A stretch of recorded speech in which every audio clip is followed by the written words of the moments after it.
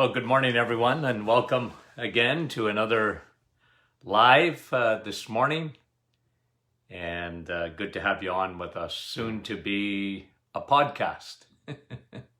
So it's always good to have you on. So if you come on and let me know this morning, I always like to say hello to a few people anyways.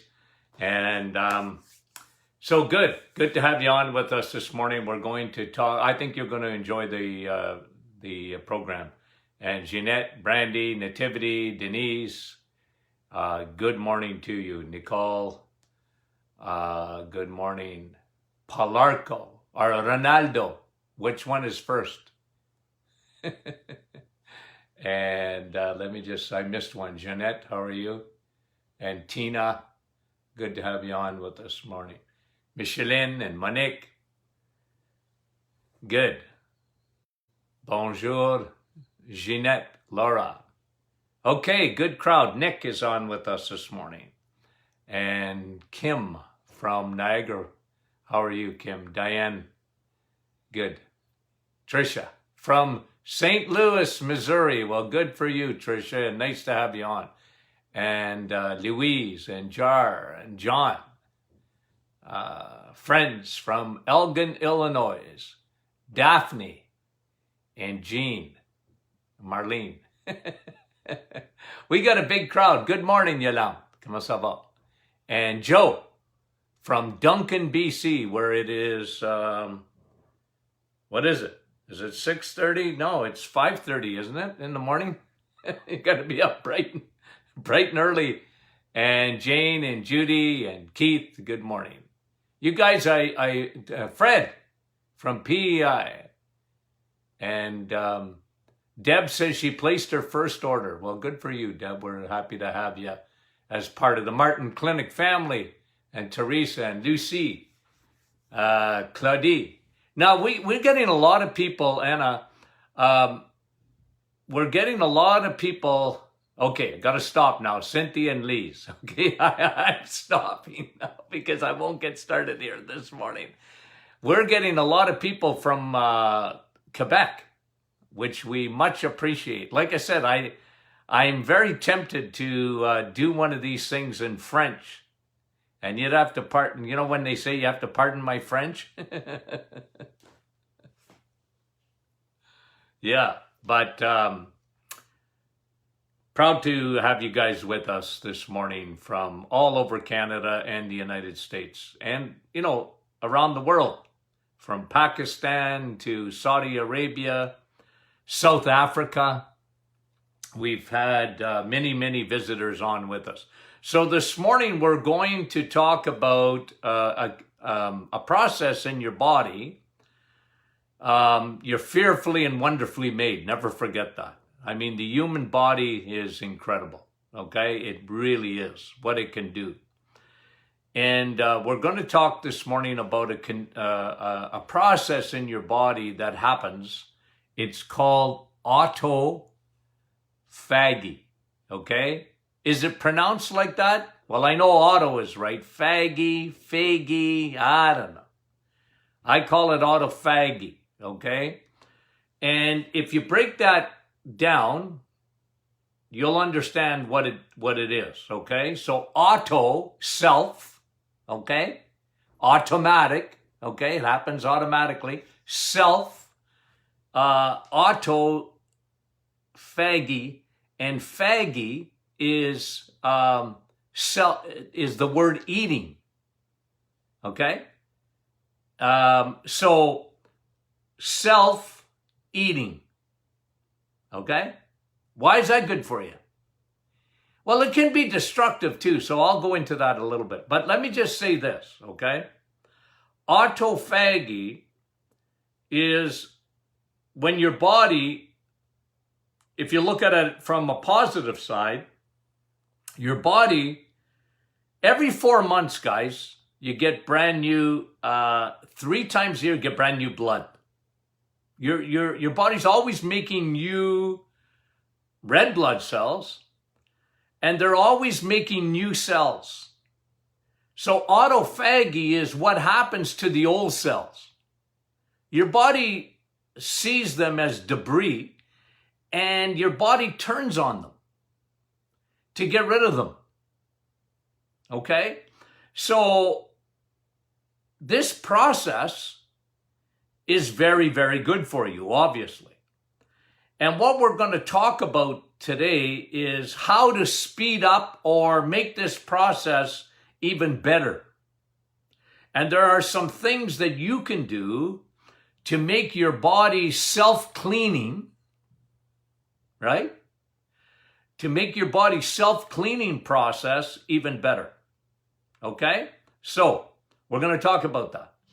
Now, in a negative sense, if someone goes into starvation mode, okay, your body will turn on itself to get nutrition, right? So when you hear the word, and this is sometimes very confusing, I think, for doctors, because you know this, and I've talked about this a lot, a condition called ketosis, okay? So when your body goes into ketosis, it just means your body's burning another fuel. It's actually very good for you. Part of the reset is your body is going to go into ketosis. And you're burning another fuel, okay?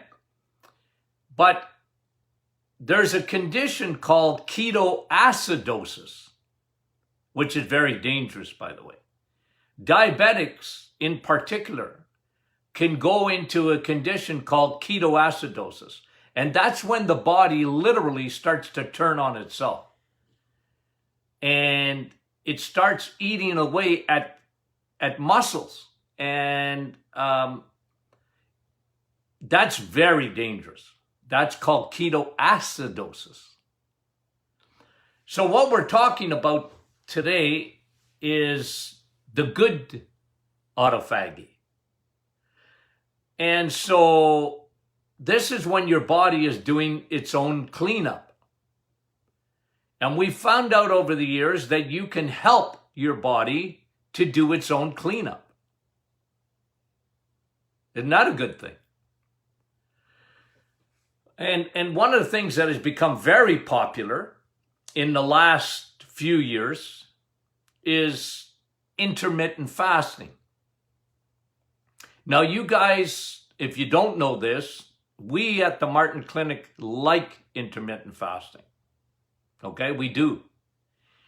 And look, if someone is diagnosed with cancer, I like to encourage fasting. As a matter of fact, I've shown patients over the years that if they would do a 3-day fast, they get the diagnosis of cancer and they should do a 3-day fast if they can. So that's, 72 hours without eating at all, just having water and coffee. Okay, or tea. I don't know why you would drink tea when you can drink coffee. That's my motto, okay? But all I'm saying is that cancer needs fuel. And the problem with cancer cells, okay? Number one, they need fuel and they love sugar. Okay? So, and if you don't believe that to be true, then what is a PET scan? A PET scan is a relatively new imaging. We have a PET scan here in our hospital in Sudbury. We have a big cancer center here for Northern Ontario. And they use the PET scan. Well, the PET scan don't work unless you give the patient sugar, radioactive glucose. They give you a glass of radioactive glucose, and if you have cancer, you light up like a Christmas tree in the PET scan. It's not for pets. It's cancer imaging. That's why they use it. It finds cancer cells, PET scans. But when you consume sugar, sugar goes right to those cells because they need that dirty fuel. You see, cancer cells love dirty fuel. They don't like good fuel. They don't like ketones. And so I recommend to my cancer patients, whether they're getting treatment or chemotherapy or radiation or whatever, one, no more sugar. Nada, none, none. Is zero. Okay? No sugar. I even recommend temporarily that they have no fruit, no starchy carbs. I actually will try and get them to do the reset, which is a 30 days of no fruits and vegetables. People always question that, but I have a reason for my protocol. Okay? So in cancer cells need fuel. So you cut off their food. Secondly, cancer cells are very destructive. They're like little kamikaze pilots. And they are destructive. They will go after healthy cells. And one way to stop them is called autophagy. Okay? And in a negative sense, that's what they're doing. They're destroying, but they're not destroying bad cells. They're destroying good cells. That's what cancer cells do. They attack good cells and they multiply. And they're into bad things. But self-eating cells, autophagy cells, can be very healthy for you. And one of the ways, it's not the only way, but one of the ways is to fast. And that's why we like intermittent fasting. I mean, some people use intermittent fasting for weight loss. And for a lot of people, it works for weight loss. But again, as I said to you yesterday, there's hindrances to weight loss, especially in women. It's hormonal. Hormones, not hormones. Hormones, ladies. That's what you have. Hormones, okay?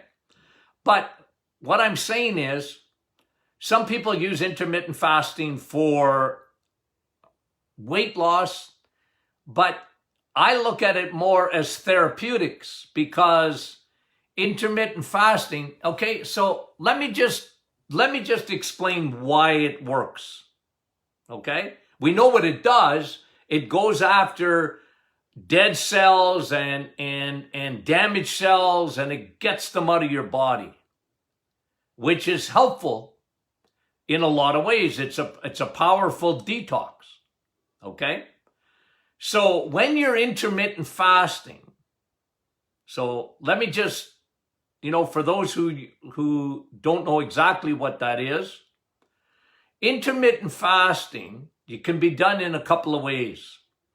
And the idea is you really go into intermittent fasting when you've gone past 12 hours without eating.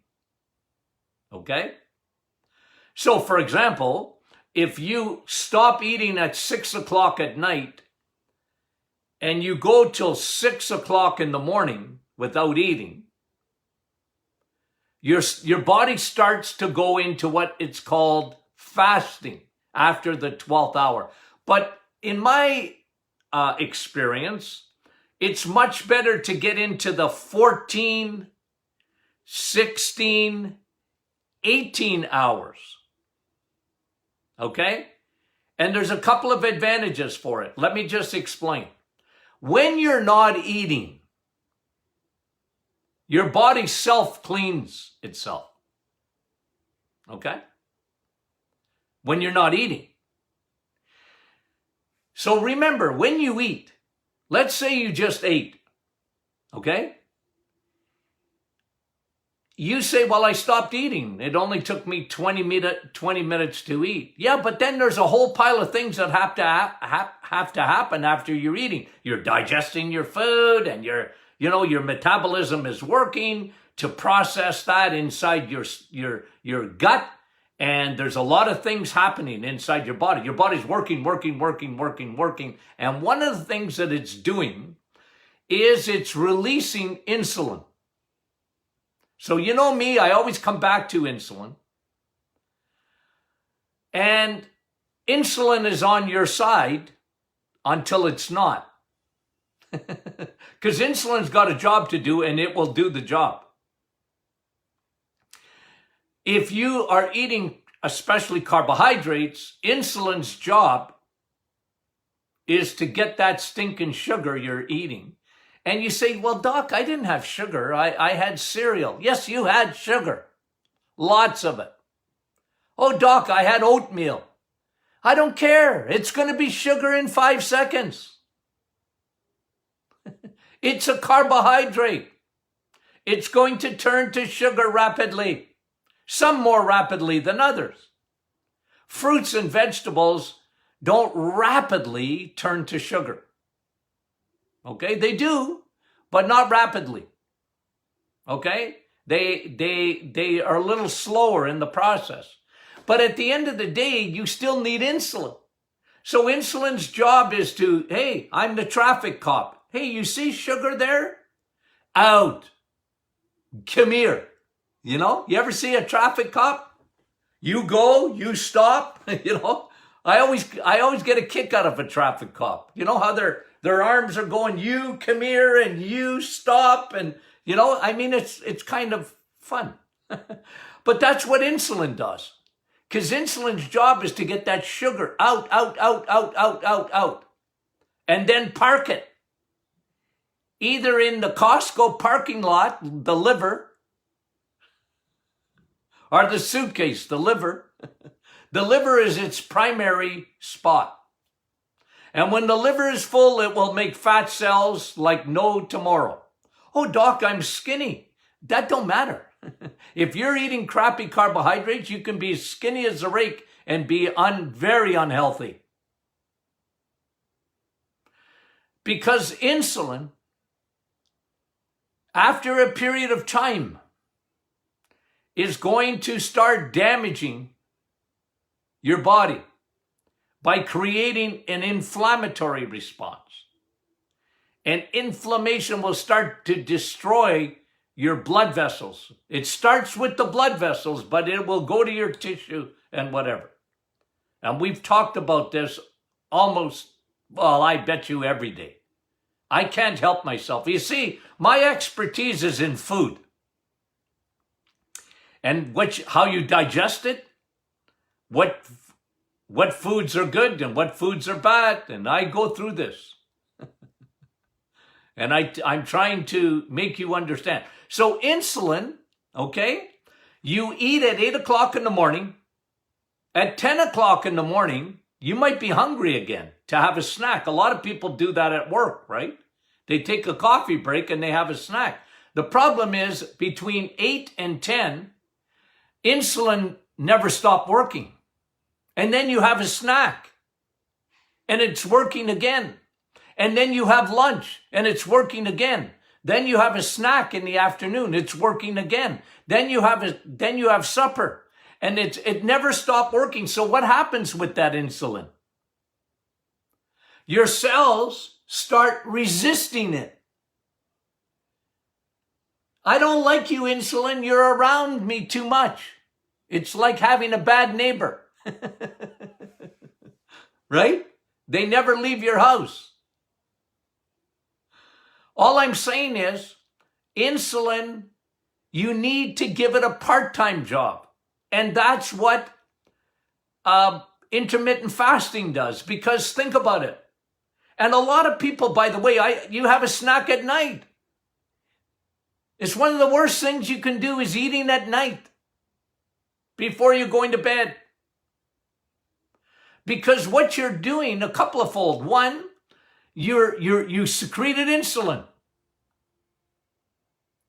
And insulin, even from supper, wasn't finished working. Now you used it again.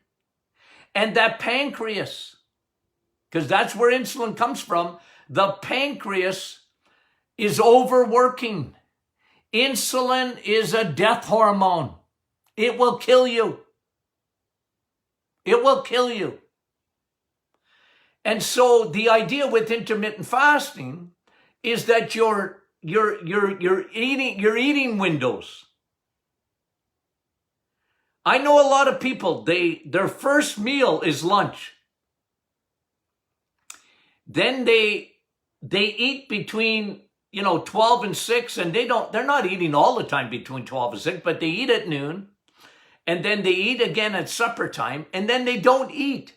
That's 18 hours of what we call intermittent fasting. Well, here's what happens when you intermittent fast. Now, you can do it another way. Tony Jr. explained it when we were, I think, on our last live that we did together. Is Tony Jr. explained it as some people can do it. They only eat once a day. They eat every day, but only once a day. They eat their supper. And they don't eat any other time. Well, that's intermittent fasting. You're still eating every day. And by the way, here's me, okay? Other than for cancer, and I know there are people that recommend differently than I do, but this is just my experience. I have to give it to you. I'm not a big guy on going, like eating, I don't mind once a day, but I'm not a big guy, unless you have cancer. And you only do it once with cancer. You do intermittent fasting after, but you only do it once, meaning that when I talk to you about that 72-hour fast, it's a good way to start with cancer, but not for the general population. I don't agree with it. For me, my experience is if you want to, and you do well and you feel good, only eating once a day or twice a day between 12 and 6 or whatever. I find diabetics do very well if they eat in the morning, but they stop eating about 4 or 5 o'clock in the afternoon. No more food after that. Now, they might not be able to, intermittent fasting, they might not be able to do that immediately. Like people say, well, doc, I'm hypoglycemic. I'm low blood sugar. I have to eat frequently. Yes, until you don't. What do I mean by that? I find if you are hypoglycemic, low blood sugar, if you do the reset, you will be able to do intermittent fasting after you fix. You see, low blood sugar or high blood sugar are sisters. They're the same, really. They're caused by the same thing. They're caused by insulin resistance.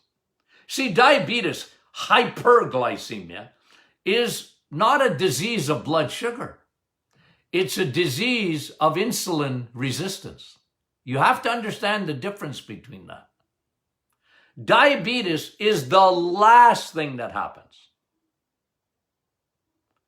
And you know us at the Martin Clinic, we're always talking about, listen, put your hand up and say, I'm a diabetic. If you're a carboholic, you're a diabetic. I don't care what your blood sugars are. It doesn't matter. Your body is so unbelievably well made. Your body will do everything it can before it becomes a diabetic. It's not easy to become a diabetic in terms of what doctors consider diabetes, right? If your A1C is over 5.7, that's diabetic. If your blood sugars are, 6.5 to 7 or above, they consider that diabetes. But you know what? Way before that happens, the guru of all gurus, when it came to the research of diabetes. I love studying Dr. Kraft's work, not Kraft Dinner. Dr. Kraft, he died a few years ago, but he was the leading authority on diabetes. And here I'm quoting him. Okay? If you're a pre-diabetic, you're a diabetic. He didn't believe in pre-diabetic. He believed you're a diabetic. And he said, look, if you're a carboholic, I'm putting my words in his mouth. But what he was saying is, if I call it carboholic, but he called it, if you're eating a lot of carbs, you are a diabetic already. That's why children today, we talked about it last week, when I brought you an incredible study that suggested that children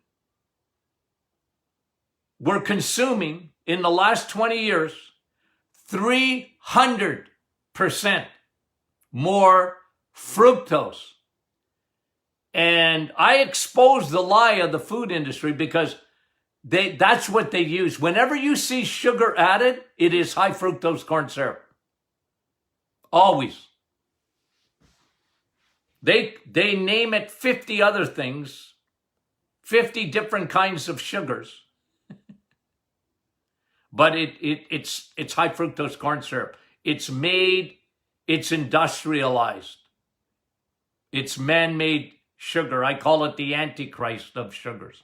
Okay, so let's get back now. Okay, so I talked to you about intermittent fasting. That's one way. When insulin is not present in your bloodstream. So let's say you ate at 6 o'clock at night. By about 9 o'clock, 8 o'clock, 9 o'clock, no more insulin. Okay? So that's very beneficial for your body because now your body starts to repair itself. It's getting rid of the debris. We call that autophagy. Okay? Autophagy cannot occur when you have insulin present. If insulin is present in your bloodstream, autophagy cannot occur. And this is one of the big reasons that people who are carboholics and eat frequently, their body can't repair itself like it should. Here's another way that your body repairs itself. When you sleep. I did a teaching on this, but I'll just repeat it. When you sleep at night, the night shift comes on to work. In two areas. In your brain. Your brain has its own night shift. It has its own crew. When you're sleeping, they come to work. You don't know it. You don't know it. But your brain is being repaired. This is why we're so big at the Martin Clinic on sleeping. Because your body goes into auto repair. Your brain specifically goes into auto repair. That is so significant, guys. What it does, they're called glial cells. Okay, glial cells, they work the night shift in the brain.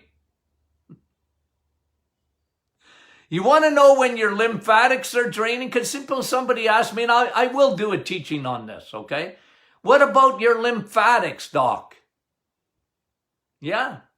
Well, your lymphatics are your drainage tubes in your body. It's the sewage system. And I don't want to get too controversial because people, their heads explode when I do some stuff controversial. But let me just make it a little bit controversial. When cancer cells get into your lymphatics, there's two schools. There's the very popular school is that that's a bad thing. When cancer gets into lymphatics, this is why, ladies, if you have breast cancer, doctors are going to usually take out a few lymph nodes out of, under your armpit. And they want to take out your lymph nodes to see if there's any cancer in there. But the other school of thought, okay, very controversial, but let me just say it. The other school is, oh, good, it's in your lymph nodes because now the body's getting rid of your cancer. Okay? I like that second one. I think the body knows how to get rid of cancer if you do everything you can to help. Right now, I'm pointing my finger at you. You have cancer in your body, and so do I. Your body's always dealing with cancer cells. Always. And part of your drainage, your sewage system is going to have cancer cells in it, if it's working right. Anyway, that's very controversial. Okay, it is. But I see it the other way, and your body, like I said, it goes into self-cleaning. And the best way to do it is, one, get your insulin down. Now, let me tell you something about, and I just wrote this in my book, my new book coming. When you're doing the reset, you're fasting without fasting. How do you like that? Fasting without fasting. And actually, I'm recommending intermittent fasting even with the reset. Because when you're eating nutrient-dense food, when your cells are getting everything that they need, every vitamin, every mineral, every nutrient, when your cells are getting everything that they need, they will do their own cleanup. This is why the reset, in my opinion, is so good, because it's fasting without fasting. You get the benefits of intermittent fasting without intermittent fasting, even though I recommend even doing intermittent fasting. One of the reasons you'll find it much easier to do intermittent fasting on the reset is you're not hungry. Because your little cells in your body are getting all the nutrition they need. You see, when you eat crappy carbs, when you eat foods that have very little nutrition in it, your cells are starving. And this is usually why you need to eat frequently. It's one of the mechanisms your body is telling you, change fuels, change fuels, change fuels.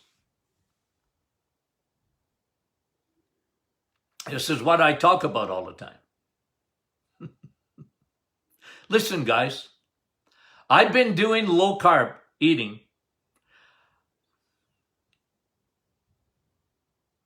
for 40 years. I did a diagram of, it's actually in my book, my new book, because I did it again. But I have Kingdom Eating. I did that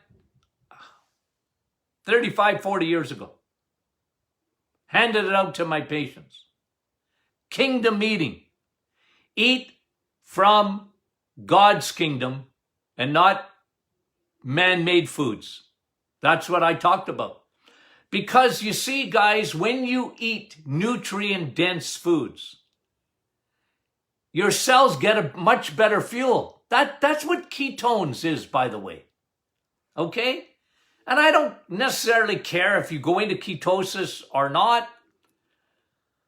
But the idea of ketosis is your body's changing fuels. You're burning fat instead of burning carbs. I have a variation of that. The reset is a variation of it. And I'm not going to go into detail today about what that variation is, but mine is it's a variation of it. It's not really a keto diet per se. It's not. You might not go into ketosis, but you don't need to. Okay? Because people are checking themselves to see if they're into ketosis. You don't have to go into ketosis to have a healthy diet. You don't. But anyway, that's for another day, okay, and another discussion. And I might do our part 2 tomorrow of autophagy, because there's other things I wanted to talk to you about.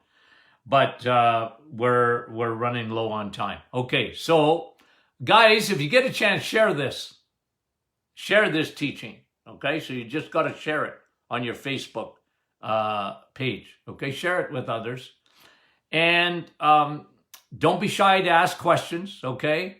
I'm not quite sure whether, I think we are going to do a live again this week. And during the summer, we'll see. We'll probably do it every second week or whatever. I don't know. We haven't finally, made a final decision on that yet. Ask your questions. Don't be shy.